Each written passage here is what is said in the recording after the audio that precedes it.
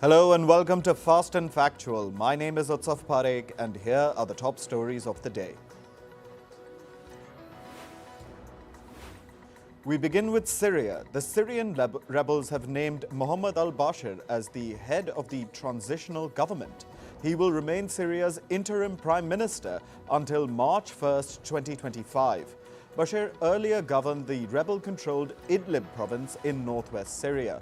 He said it was time for stability and calm in the country. Syrian rebel leader Abu Mohammed al-Jolani has said that people were exhausted with war. He said that they will not face another one. His remarks come as the rebel forces seized control of Deir al-Zour city in eastern Syria from Kurdish forces. The oil-rich city was taken by the Kurdish forces earlier this month as the Syrian army withdrew. Meanwhile, Russia has confirmed that it is hosting former Syrian President Bashar al-Assad. This was acknowledged by Russia's Deputy Foreign Minister Sergei Rybkov. He said that the former Syrian leader was transported to Russia in the most secure way possible. Assad fled from Syria on December 8th as rebels took over the capital Damascus. Meanwhile, Hezbollah said that they hope the new Syrian regime will take a firm stand against Israel. The Lebanon-based group said that the new regime should reject the Israeli occupation of their land. Hezbollah also condemned Israel's recent strikes in Syria and called them dangerous.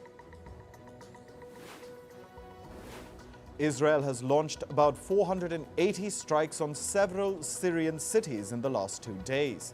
The Israeli military said it struck most of the strategic weapons stockpiles in Syria. It targeted naval vessels, combat aircraft, and weapon production sites. The IDF said it wanted to ensure that these weapons didn't fall into terrorist hands. Meanwhile, Israel's Prime Minister Benjamin Netanyahu has issued a warning to the new Syrian regime. He said that the regime must not allow Iranian weapons to flow through Syria to Hezbollah in Lebanon.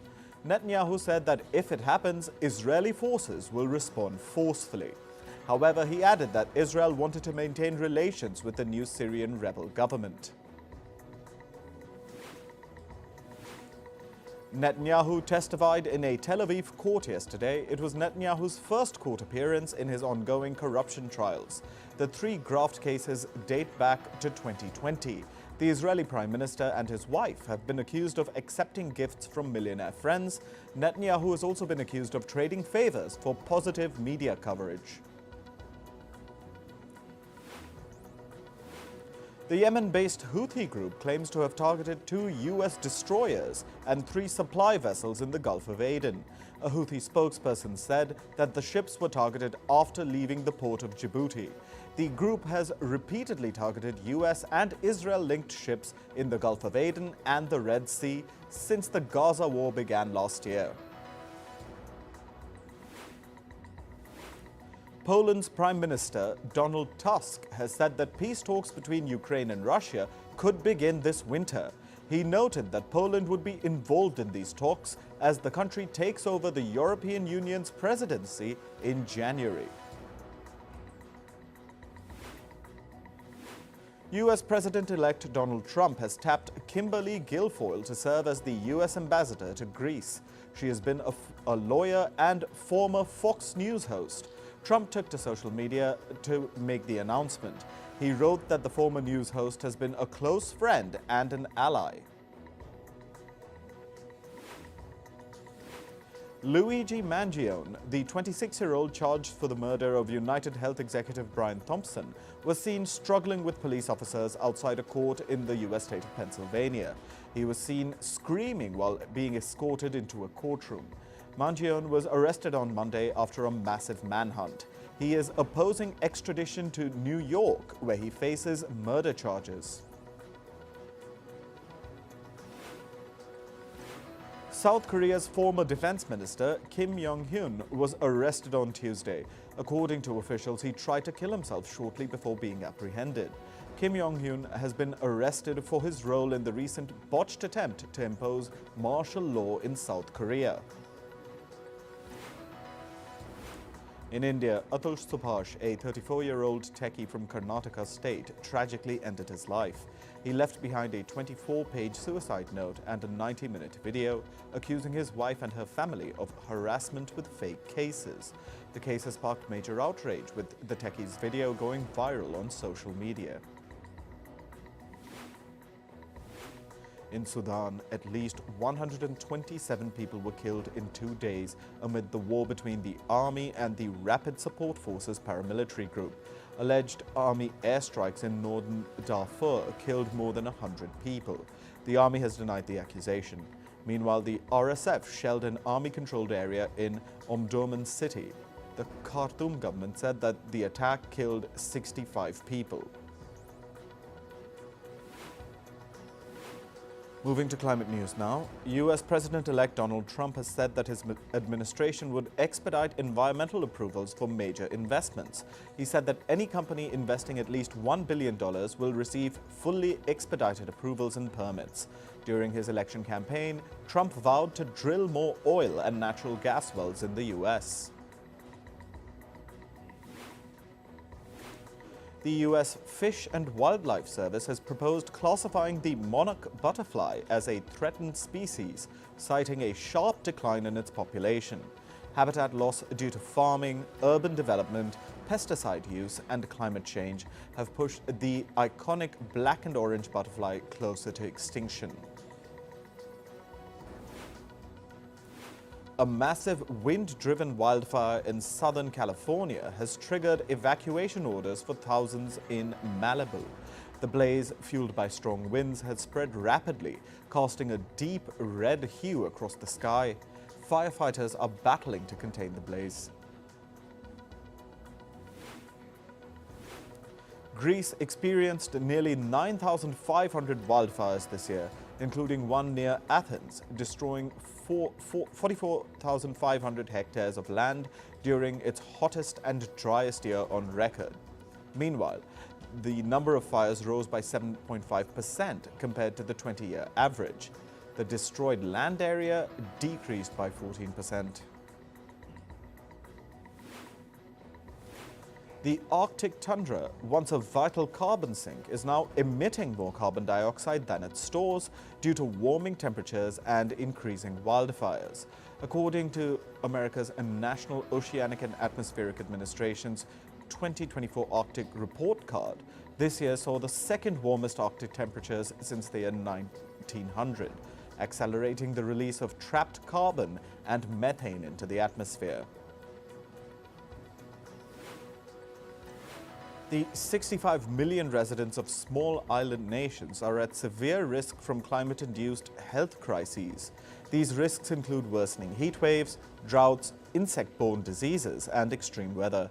This is according to a Lancet Countdown report. Rising sea levels threaten to displace over 1 million people in low-lying areas across the Pacific, Caribbean, Atlantic, Indian Ocean, and South China Sea.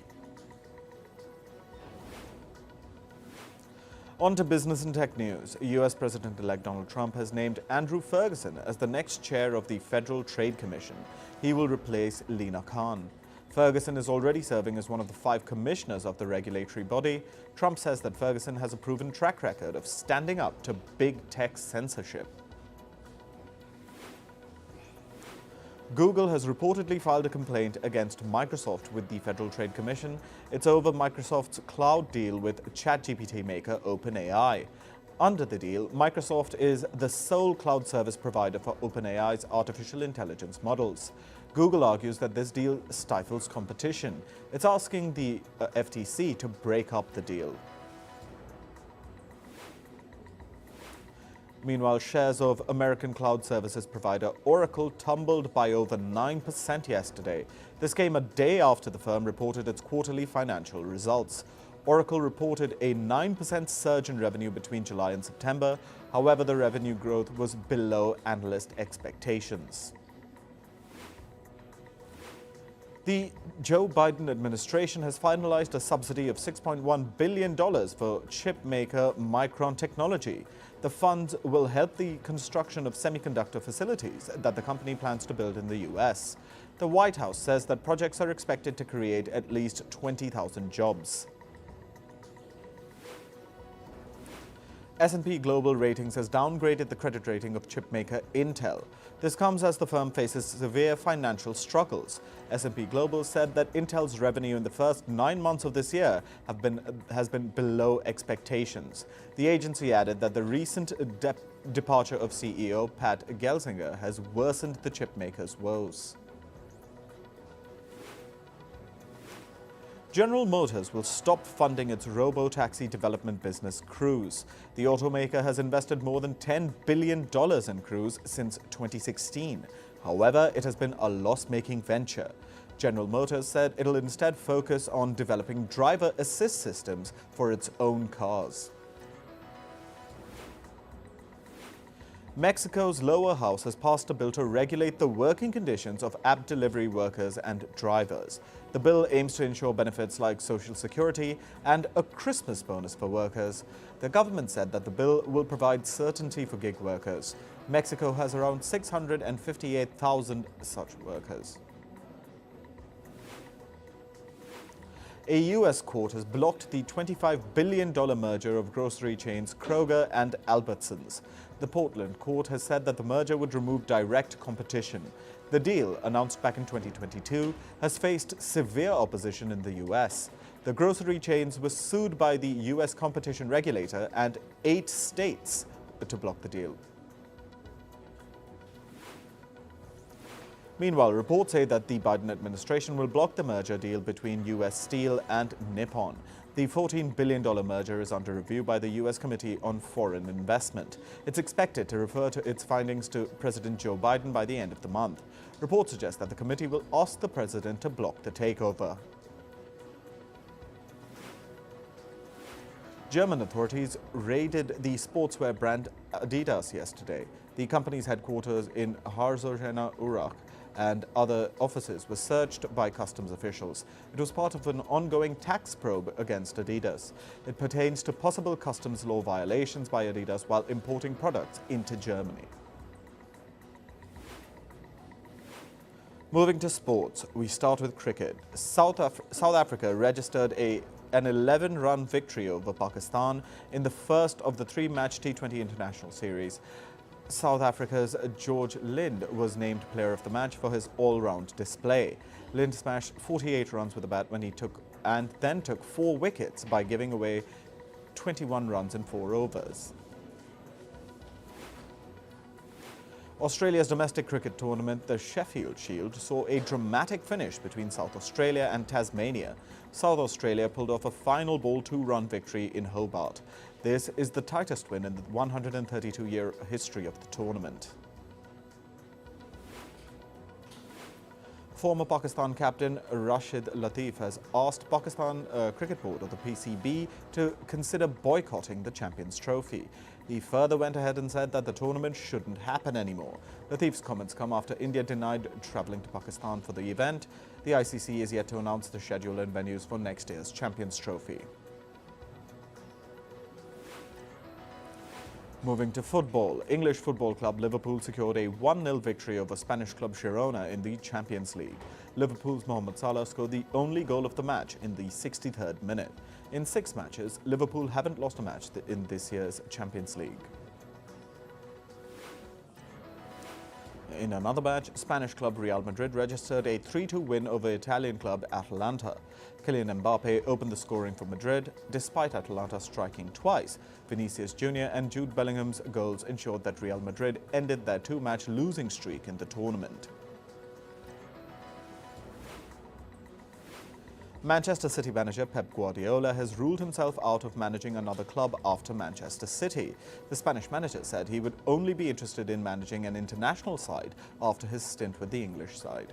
Guardiola's contract with City runs out after the 2026 season. In news from Formula One, Ferrari has signed a multi-year agreement with F1's upcoming team Cadillac. Cadillac, which will become the 11th team of Formula One from 2026, will get its engine and gearboxes supplied by Ferrari. A written confirmation from Formula One's governing body, the FIA, is awaited. Over in basketball, NBA star Steph Curry and his wife Ayesha Curry have donated $700,000 for meals and groceries to families in Oakland.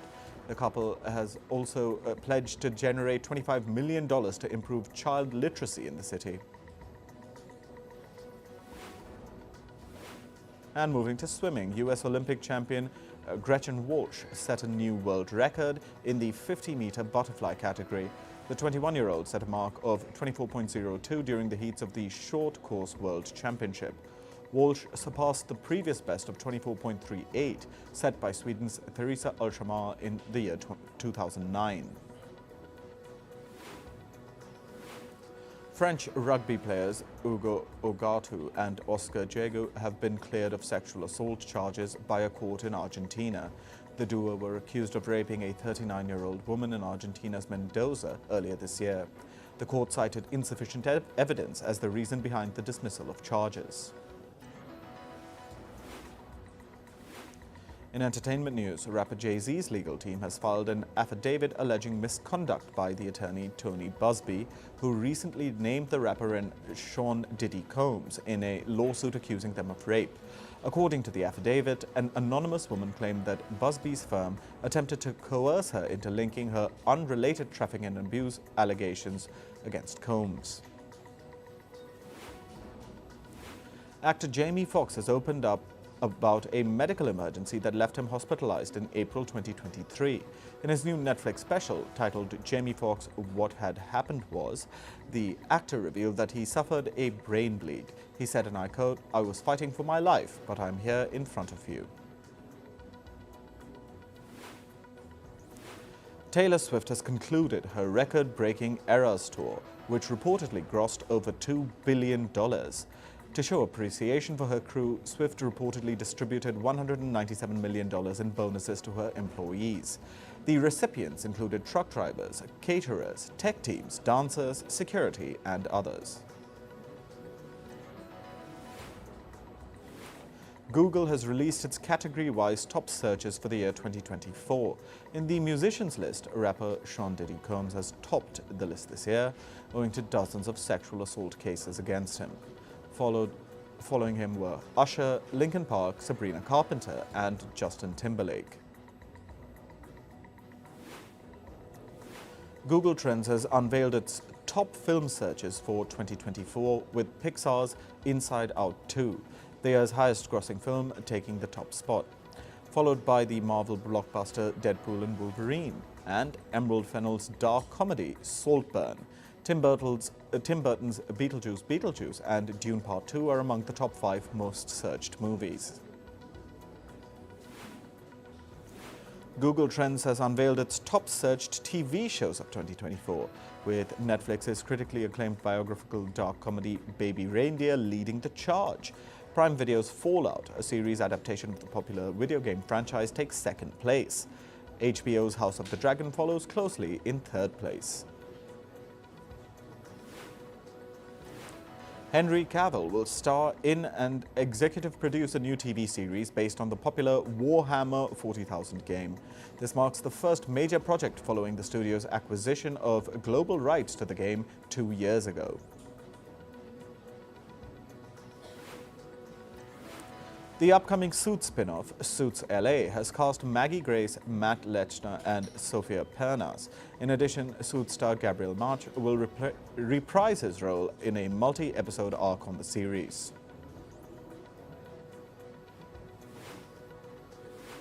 Anne Hathaway is set to star in her third Christopher Nolan film, a milestone that she says fills her with so much joy. In an interview, Hathaway expressed deep gratitude for being invited into Nolan's world again. Actress Sarah Jessica Parker has been appointed to the judging panel for the prestigious UK Booker Prize. The panel is chaired by 1993 Booker winner Roddy Doyle. Over the next 7 months, the panel will read around 150 novels, narrowing them down to a long list of about 12 titles in July. That's all for this episode of Fast and Factual. Thank you for watching, and stay tuned to First Post.